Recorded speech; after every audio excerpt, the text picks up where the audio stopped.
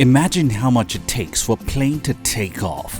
While it demands a great team of well-skilled manpower, machinery, and several other support resources, we put these factors together to bring you a first-class service. This is us, Kenya Airways, the pride of Africa.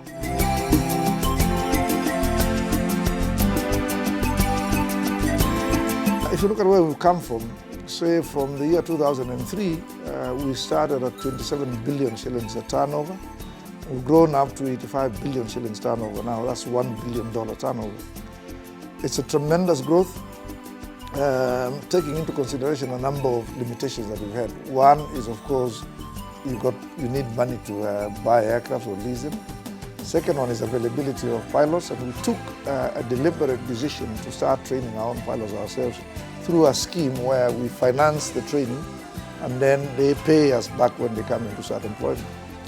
And the other constraint, of course, the airport and the bilateral air service agreements between us and the various countries that we put it into.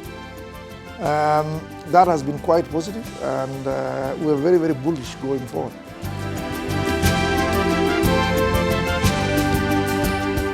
We have, over the last 9 months or so, been working on our future.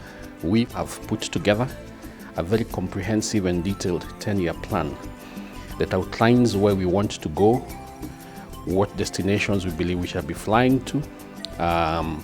We basically intend to cover practically all the 6 continents in the next 10 years. The plan indicates the kind of a fleet that we need.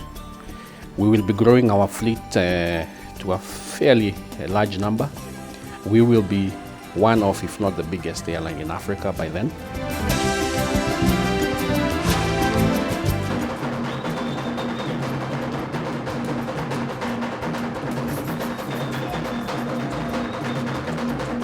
Our cultures are different. We have almost, I think, 400 or so different cultures, if not more than that. But the beauty of it is that the English language is becoming universal.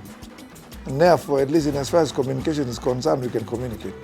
We have a few challenges in the Portuguese-speaking countries as well as some of the French-speaking countries. But we are now starting to employ people who can speak some of these languages, and you can get Kenyans who can do it and have other African countries who can do it.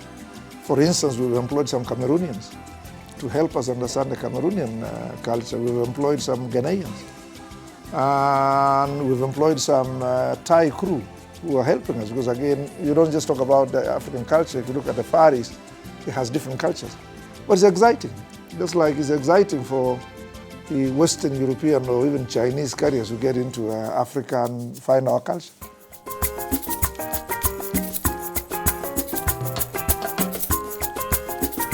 Technical, the main role is to maintain the integrity of the network, the scheduled network.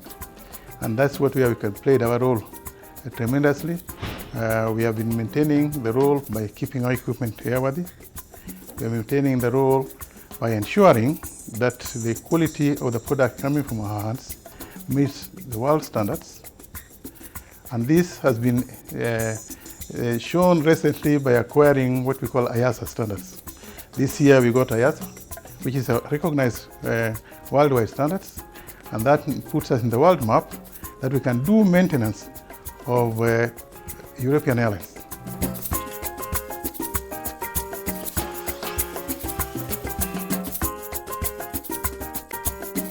Information systems really are the center and the heart of our operations when it comes to the information and data that we need on a day-to-day basis, both in the front office and also in the back office.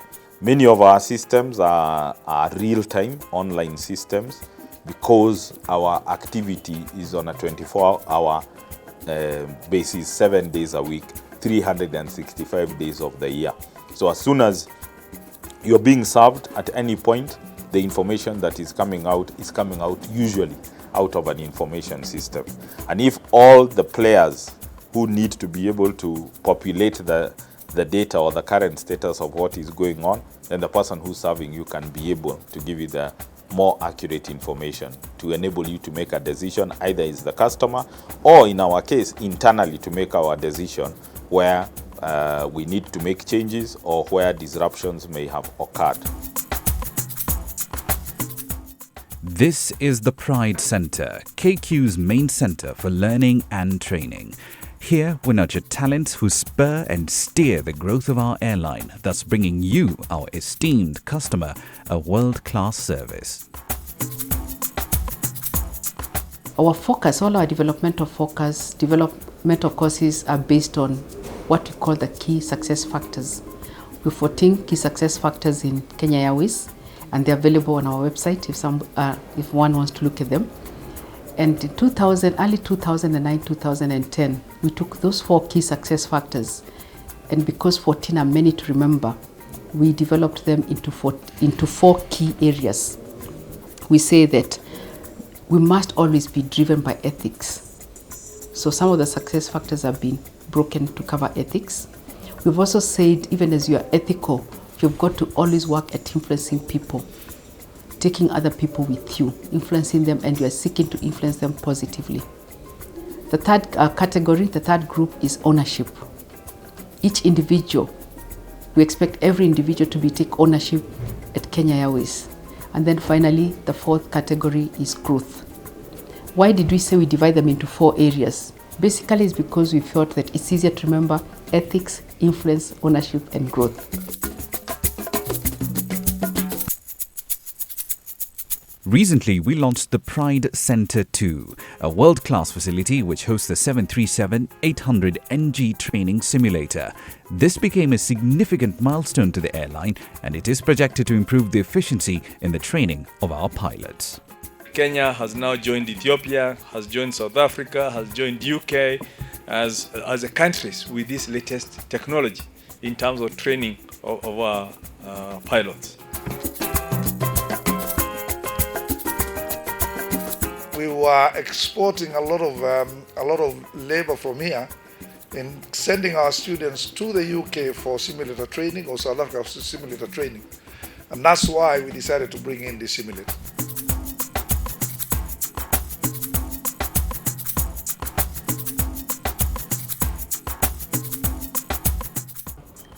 In KQ Cargo, we believe that this is an area where there's a lot of opportunity. As Kenya Airways, we are actually scratching the surface. There is a lot of opportunity. If you were to go out today, just onto the ramp, you will see that there are a lot of freighter aircrafts coming in. Our competitors have actually put in a lot of capacity, and there's still more to come.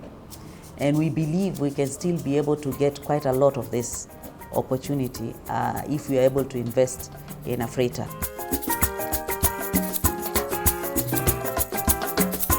Our joint venture is a great success, and I repeated it frequently that our share of 26% in Kenya Airways is not because we are an investor, but we wanted to show our serious commitment in your company, that we really believed in that company, and that we believed on that moment when we did an investment that that part of Africa, Kenya, Nairobi, could become a real hub in Eastern Africa.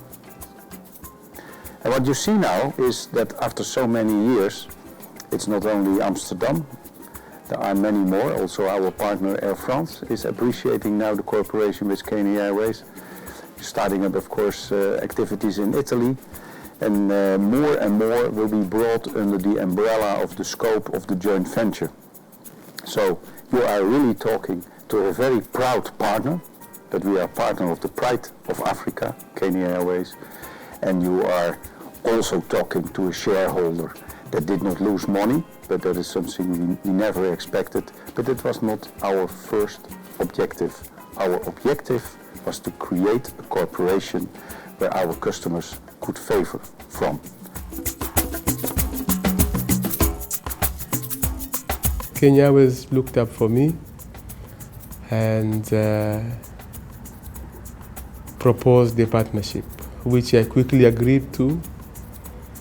And so in 2003, the partnership took place. Since that time, the growth has been quite phenomenal. and the figures show that. So, as Precision Air, we were advantaged that to join with Kenya Airways. Kenya Airways was also happy to join with us because the synergy was of mutual benefit. Both sides were gaining something from each other. And we have respected each other ever since, and we have taken Precision Air to a very high level. As an airline, we have Dar es Salaam as the main hub and base. We also have mini hubs within Tanzania. One of these is Mwanza. The other one is Zanzibar. Nairobi is another one, although it is in Kenya. But that is strategic because we feed a lot of Kenya with flights, and they also feed us from there.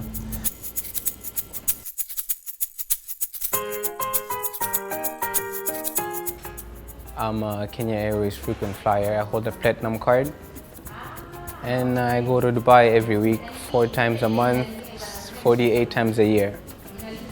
I'm basically a carrier, and I bring my goods to Zanzibar and supply them to Dar es Salaam also.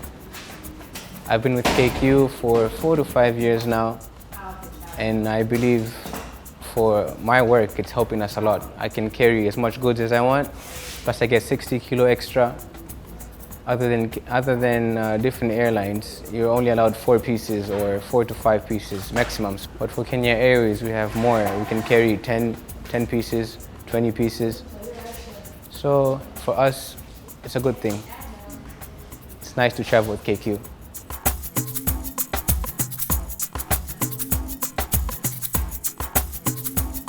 Kenya Airways is a service to Africa,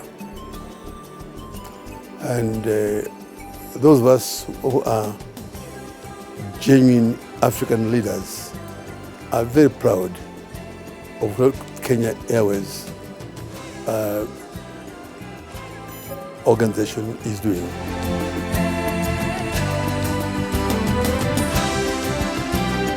I've flown Kenya Airways for the past 18 years. I started on Ivory. I'm actually at Platinum right now, and Kenya Airways has really helped me to be where I am. Even with their special fares in certain times, it's just so good for you to travel.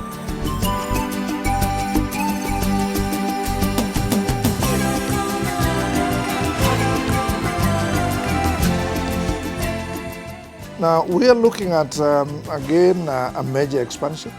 One is we are bringing in initially 9 787s, which will come in 2013. And these are to replace 6 of our 767s. We have options for another 4 787s. And we are also looking at increasing our fleet at a lower level, that is the Embraers and the 737s. But the numbers, we will be looking at the numbers in the next few weeks, and we'll go public soon. But it is going to be a major expansion. Kenya Airways has a future, a bright future, and a lot of it is dedicated around Africa. And to my staff, I would say let's support the airline, especially as we get into this second phase of our growth, because the airline will also support us. To the investors, have confidence in Kenya Airways, have confidence in the management of Kenya Airways, and also have confidence in the staff of Kenya Airways that we will deliver what we promised. The government of Kenya as a shareholder and KLM also as a shareholder are very supportive of our plans. Kenya Airways, the pride of Africa.